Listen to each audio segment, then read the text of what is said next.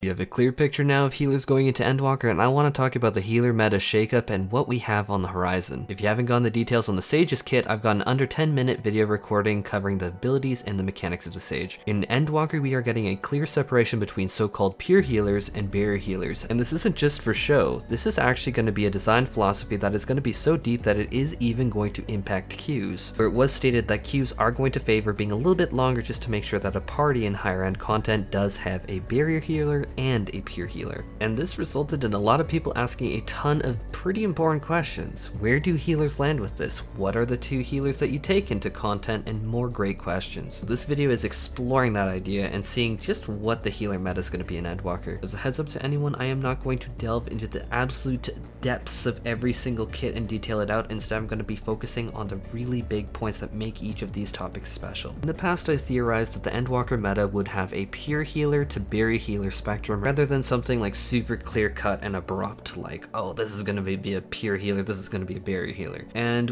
with this spectrum, this is actually going to be something that we are actually seeing come into Endwalker, of course, now that we've seen the actual toolkits. Start on the left with the purest of the healers, and very fitting is that it is the White Mage that is by all means the purest of the pure healers, or in other words, it focuses more on raw HP throughput than barriers or mitigation. As stated in the live letter, the White Mage's kit is largely coming intact into Endwalker, and anyone playing at a high level already knows that the White Mage is a healing powerhouse. The amount of raw healing throughput that you can get is just insane. White Mage's kit has stuff like Afflatus Rapture, Asylum combined with a Plenary Indulgence, or Ass Eyes, or a well-timed Cure 3, or what about the granddaddy of burst heals, Benediction, is still to this day the most nut skill that is the biggest burst healing we have in 14. And yes, every Dark Knight does like that, but don't get me wrong, I don't want to mislead people. Diurnal Ast is very, very strong too. A well-timed Earthly Star and Horoscope, Collective Unconscious, Celestial Opposition, and Earthly Star,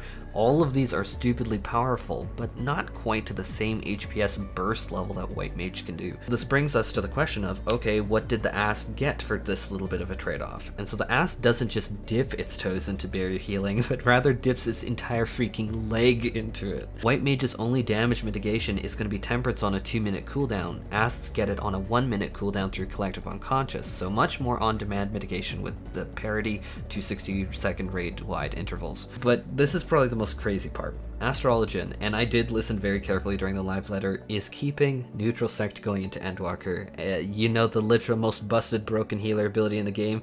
Yeah, that is still here, and this is what pushes the Ast over in the spectrum to be a hybrid pure healer and buried healer, even though it is definitely comfortably nested within the pure healer category, no doubt about that. So let's describe this a little bit, just to put this into perspective for some people.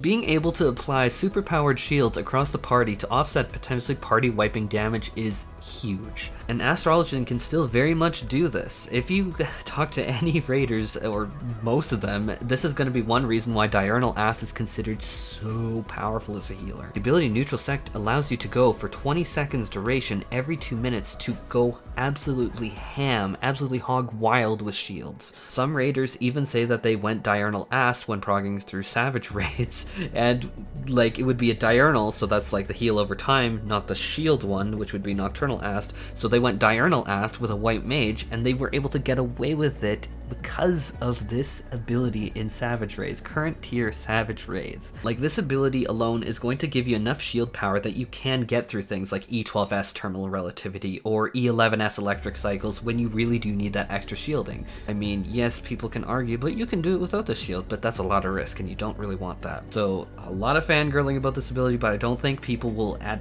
first glance understand Ast is not just dipping its toes in, this is a very significant thing. All the perks of a pure healer while being able to dabble in shields when necessary clearly puts the Ast as more of a hybrid on the spectrum. So now we're going to be talking all about the barrier healers, and you can check out my video from yesterday when I went over the Scholar versus the Sage's kit in super big detail. But one of the takeaways that I am going to say here is that the majority of the kits are identical, which is not surprising because even for pure healers they share a metric ton of similarities. But likewise, barrier healers should also have a lot of similarities.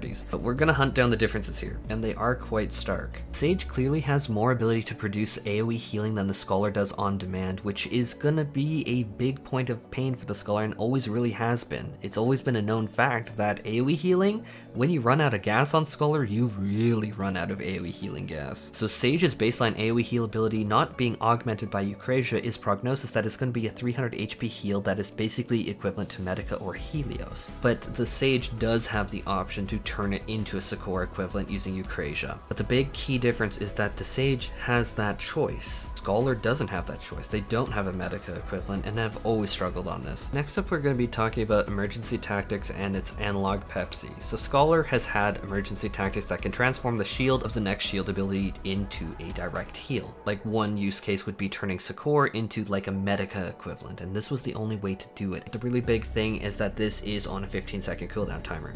Pepsi is also on a 15-second cooldown timer for the record. Sage goes at it a little bit differently, is that the Sage can turn currently applied shields of any amount into a very significant portion of healing, and at 450 or 350 potency, I'd argue more healing than you'd normally get from a Sakura or Adlo that did not crit.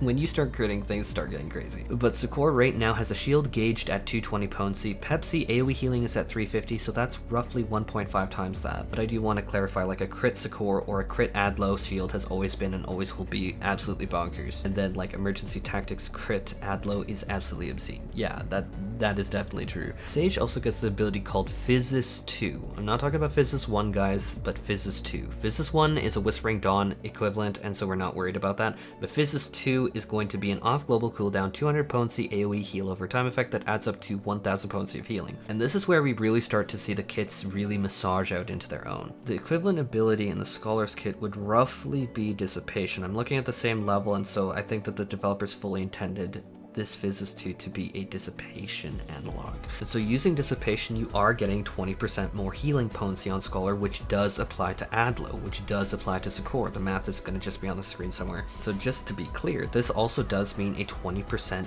more shield when you use these skills. Another drawback is that when the Scholar uses this ability, the fairy does go away, and that is definitely going to lead to a lower HPS because you're not having that constant fairy trickle heal. Sage, it does not lose cardio when they use Physis 2. The Sage keeps cardio, so that is going to be a big difference in HPS numbers just there. But undeniably, we are seeing the Scholar get more of an ability to produce more shields at the cost of less HPS value. Mind you, that starts to get a little controversial because over time, yes, if you spam AoE heals under the effect of Dissipation, yeah, you are going to absolutely heal more than Physis, but you are also casting on GCD heals, whereas Physis is just off the GCD. So that's where I'm kind of like, Physis I think really does kind of win out here, HPS department. But I'm going to throw a monkey wrench into this even further. Let's take the fact that Scholar also has deployment tactics that can allow them to spread this Adlo shield to an ally. So take their single target shield, which is very much bigger than Sakura, and then spread it to allies.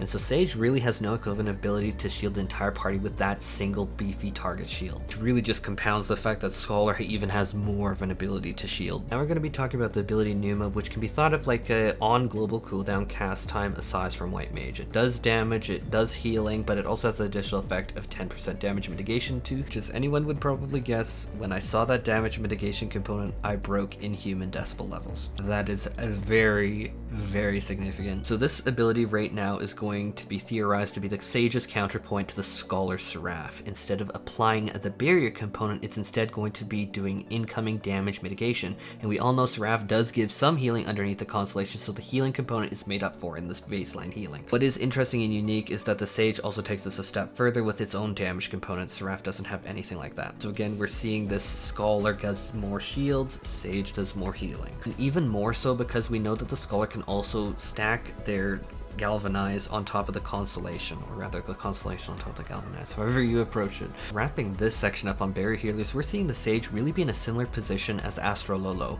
We're seeing it be a barrier healer, no doubt, but it is trading off some of its shielding and barrier capabilities for more healing. So at this point we have a complete picture of where the healers really line up on the spectrum, and our purest of the pure healer is White Mage with tons of healing but extremely limited barriers. Astro is going to be a hybrid pure healer that tips its entire leg into barrier use. Sage is going to be next mixed up, and while it is a barrier healer, it has a much larger toolkit of pure healing tools. We're seeing Scholar actually give up that enhanced healing toolkit to have some pretty bonkers barrier shenanigans that it can pull off, making it the most barrier-tastic of all the healers. So what are your guys' thoughts? I'm actually a little surprised that the Sage is a bit more of a pure healer than full-on barrier healer, I'm not gonna lie. But I can say that I definitely am a fan of that mix. Really big fan of this hybrid versus like the pure. I think that this is gonna lead to some interesting combos. Anyhow, you guys let me know down in the comment section what is going on and what you're thinking. I'm actually looking forward to look at that.